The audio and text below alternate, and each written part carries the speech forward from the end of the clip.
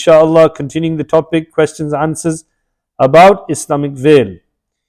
So mothers of the believers never stepped outside her home. The question, it mentions here, can you give an example of any famous pious woman who did not perform Nafil Hajj?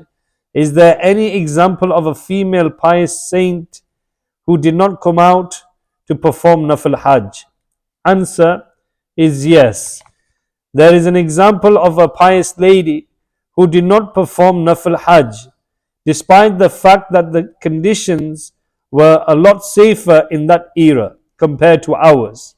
Ummul Mu'mineen Sayyidatuna Suwayda radiyallahu ta'ala anha had already performed her obligatory Hajj, meaning the Fard. When she radiyallahu ta'ala anha was asked about the Nafil Hajj and Umrah, she radiyallahu ta'ala anha replied, I have performed the Fard Hajj. My Lord Azza wa Jal has commanded me to remain in my home. I swear by Allah Azza wa Jal, now only my corpse shall leave this house. The reporter said, I swear by Allah Azza wa Jal. After that, till her last breath, she radiyallahu ta'ala anha never stepped outside her home. May Allah Azza wa Jal have mercy on her and forgive us without accountability for her sake.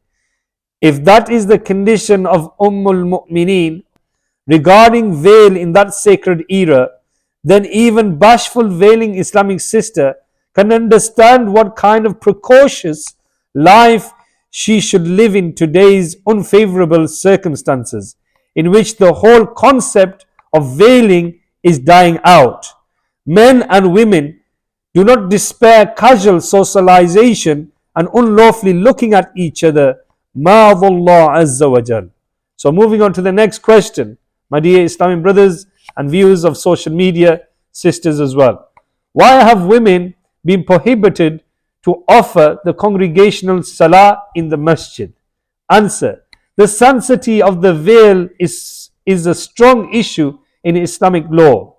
During the apparent lifetime of the beloved and blessed Prophet sallallahu ta'ala alayhi wa alihi wasallam, women attended the masjid for congregational salah. But the latter honorable scholars rahimallahu ta'ala prohibited this due to changes in circumstances. This was prohibited despite the fact that women used to stand in the last row of the masjid. The respected jurists rahimallahu ta'ala stated, if men and children, eunuchs and women are present in the congregation, then the rows will be arranged like this: the male row first, then the children's row, then the eunuchs row, and then the women's row. Even whilst veiled, Islamic sisters should refrain from attending the public gathering where men and women mix together. Regarding this, my master Ala Hazrat rahmatullahi ta'ala alayhi stated, what a better public gathering is there than a masjid, and what a better sitar, meaning i.e. veil, is there than in the masjid during salah. Where men have their backs facing women in salah, they, i.e. men, cannot face them and are also commanded to refrain from standing up after the salam until the women have left the masjid, in brackets. However, in the beginning, scholars initially stated some precautionary conditions, but when irreligiousness spread and the sins of unveiling became widespread, they totally forbidded it, i.e. the presence of women in the masajids. My Ala Hazrat Imam Ahl Sunnat Maulana Shah Imam Ahmad Raza Khan alayhi rahmatur Rahman stated on another occasion, mothers of the believers, Sayyidatuna Aisha Siddiqa radiyallahu ta'ala anha said in her times, if the Holy Prophet sallallahu alaihi wasallam had seen the things that women do today, then he sallallahu ta'ala alaihi wasallam would surely have prohibited them from attending the masjid. just like the women of Bani Israel were prohibited. Gradually, scholars began to prohibit the attendance of women in the masjid from the second generations of Muslims, the Tabi'een. Initially, they prohibited young women, and later they prohibited the elderly women as well. Initially, they were only prohibited in the daytime, but later they were prohibited even in the night. Eventually, there was a total prohibition for all women at all times. Were the women of that generation indecent singers, dancers, and shamelessness, and are women today pious? Or was the number of shameless women higher than the pious women in those days, and is the number of pious women higher than the sinners today? Is a question. Or were there no spiritual blessings in those generations, but there are now?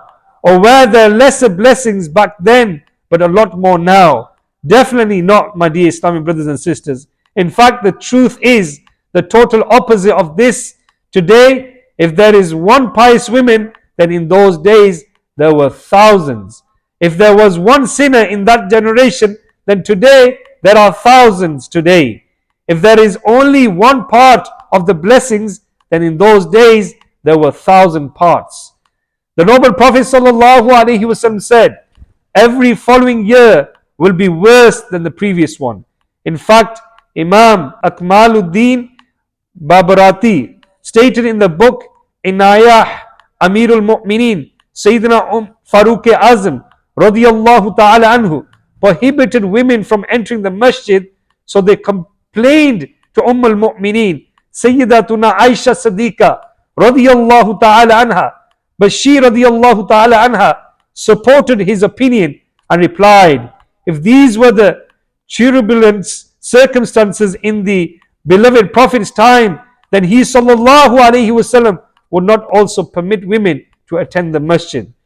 Women who wish to offer congregational salah in the masjid or wish to perform umrah and nafal hajj should think carefully about the foregoing fatwa by my master Ala Hazrat rahmatullahi ta'ala alayh. Due to changes in social conditions, women were forbidden to enter such safe place as a masjid to perform such a great religious deed as the fard salah with non-mahrim men, despite wearing the full veil. This verdict is centuries old. These days, things are worsening day by day. The entire concept of shari veiling is becoming extinct. In fact, I would exaggeratedly say that in these extremely delicate times, even a woman is concealed behind 1,000 veils. This is still not enough, my dear Islamic brothers and sisters. Sallu ala al-Habib, sallallahu ta'ala ala Muhammad, sallallahu alayhi wasallam. My dear Islam brothers, try to make the intention to come to the weekly Sunnah inspiring Ijtimaz of Dawateislami and tune into Sky 746 and learn the religious knowledge. May Allah Azza wa Jal give His ability to educate our daughters, our mothers, our wives, and to protect them and give them the ability to stay at home and when necessary to go out, whether to obtain food from a shopping center within the veil. May Allah Azza wa Jal give our sisters the ability to veil themselves and to protect them, protect their bodies, and protect men from controlling their gazes, inshaAllah. Alhamdulillahi Rabbil Alameen. والصلاة والسلام على سيد المرسلين جزا الله عنا محمد ما هو أهله. O Allah Almighty, accept our Salat al-Zuhr, accept this short dars in your court, forgive the mistakes of dars. Ya Allah Azza wa Jal, give us the true following of the deen of Islam, give us true love for our Prophet, and Ya Allah, give us the ability to prepare for the Akhirah. Give our sisters, brothers, mothers, Ya Allah Azza wa Jal, relatives, friends and families, Ya Allah, the ability to veil themselves, to cover their bodies, Ya Allah Azza wa Jal. Even when the sunshine shines and dimes, Ya Allah, the majority of people start taking their clothes off. Women start to wear tight clothing. They start to adopt the masculine style. Ya Allah Azza wa Jal, the scarves come off. Ya Allah Azza wa Jal, give them the ability to veil themselves appropriately and to protect our eyes from committing sins and lustfully looking at each other. O Allah Azza wa Jal, protect workplaces. Ya Allah Azza wa Jal, protect healthcare places. Ya Allah Azza wa Jalla, give our brothers and sisters haya and give them the ability to protect their iman.